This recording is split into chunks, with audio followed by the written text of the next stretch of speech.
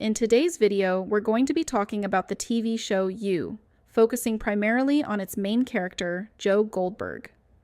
We'll be dissecting his character by examining his perceived strengths, his flaws, and, most importantly, how the show slowly and deliberately unravels his true nature, season by season.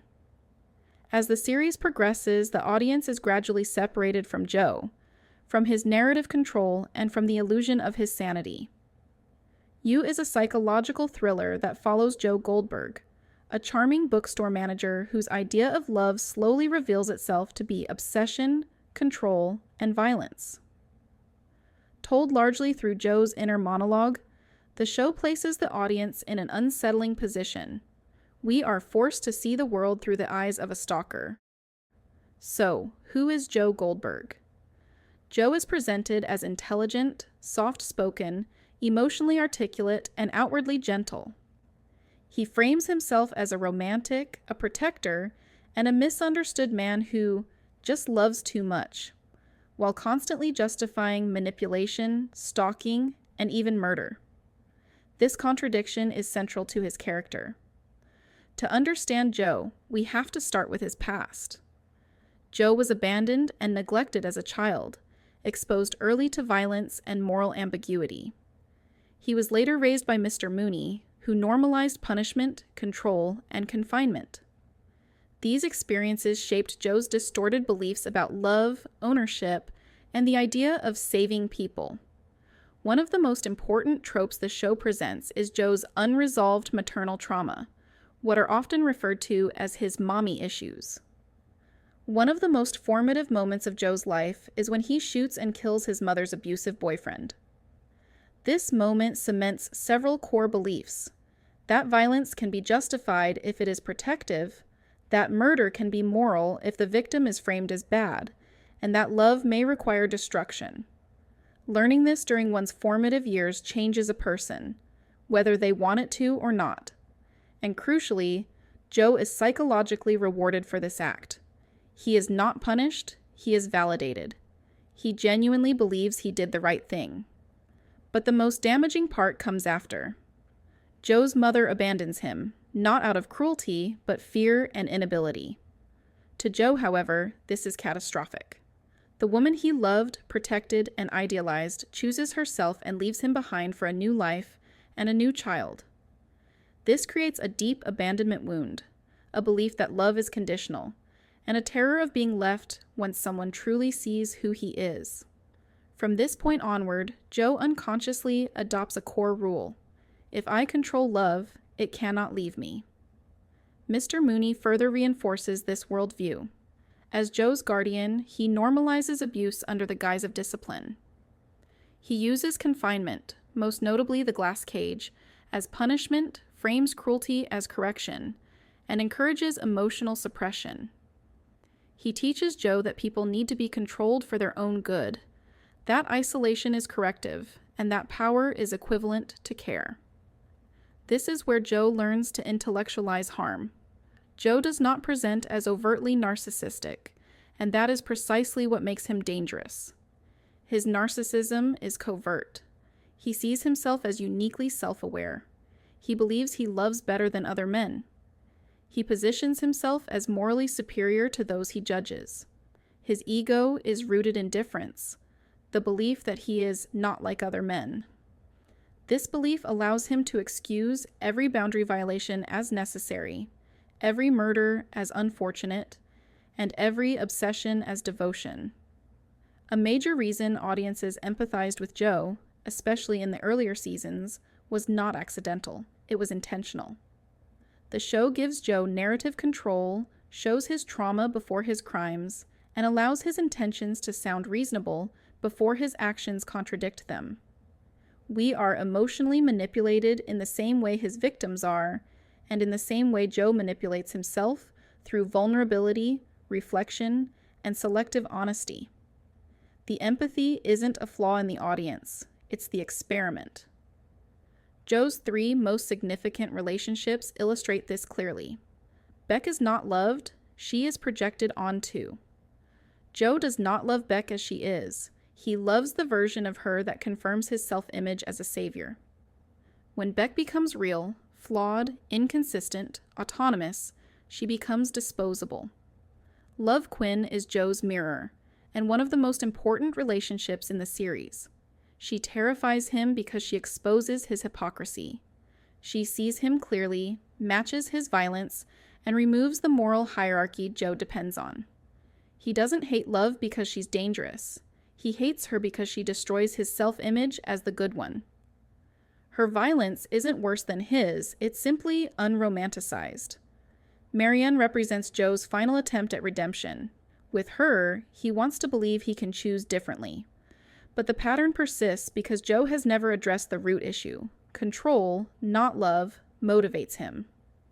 At the center of every one of Joe's relationships is the same psychological failure. Joe does not relate to women as autonomous subjects.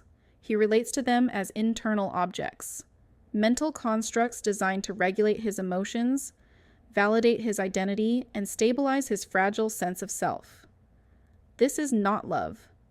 This is narcissistic objectification. Joe's narcissism prioritizes idealization over intimacy. He believes himself to be emotionally intelligent, deeply empathetic, and uniquely capable of seeing women in a way other men don't.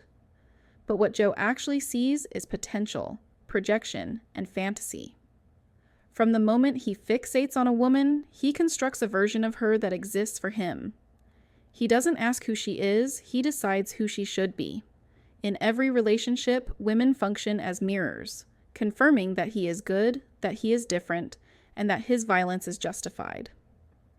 Each woman occupies a role in Joe's internal narrative: the wounded girl who needs saving, the misunderstood artist, the abused mother, the morally pure woman who will redeem him. Once a woman deviates from her assigned role, Joe experiences it as betrayal. Not incompatibility, not humanity, but betrayal. The moment the mask slips, humanity becomes a threat. Joe's attraction collapses the moment a woman becomes fully human. To Joe, humanity looks like autonomy, emotional inconsistency, anger, boundaries, and desire. These are not neutral traits to him. They are narcissistic injuries. When a woman asserts herself, Joe does not interpret it as growth or honesty. He interprets it as deception.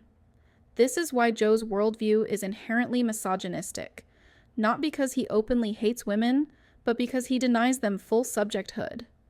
He idealizes women as purer, softer, kinder, and morally superior, trapping them in a narrow moral cage. When they express complexity, rage, or contradiction, Joe punishes them emotionally or physically. His misogyny is not hatred. It is conditional love based on compliance. Joe does not fall out of love easily. He loses interest in the fantasy. He was never in love with the person, only with the version of them he created. At his core, Joe does not want a partner.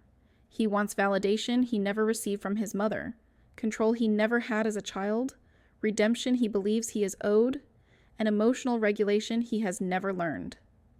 Women are not equals in his world.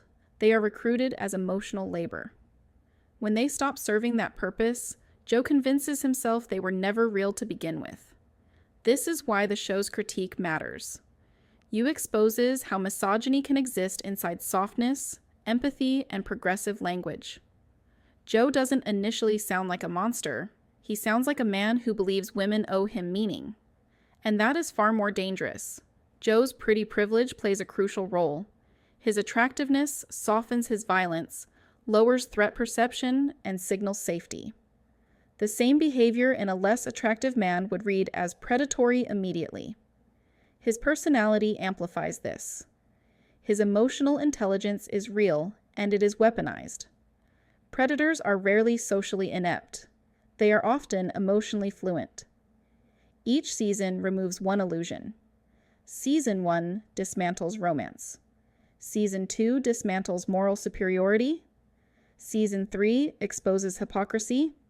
Season 4 reveals self-awareness without accountability. Joe does not become worse. He becomes clearer. Culturally, most fictional stalker serial killers are male and almost always attractive. When women are portrayed this way, they are still aestheticized. Violence becomes easier to digest when the perpetrator is beautiful. Joe Goldberg exists to confront this bias. Joe Goldberg is not a tragic romantic or a misunderstood man ruined by trauma. He is what happens when entitlement disguises itself as sensitivity, when narcissism learns the language of empathy, and when attraction makes violence easier to excuse. His pretty privilege doesn't just protect him from suspicion, it protects the audience from seeing him clearly. You ultimately exposes not just Joe, but us.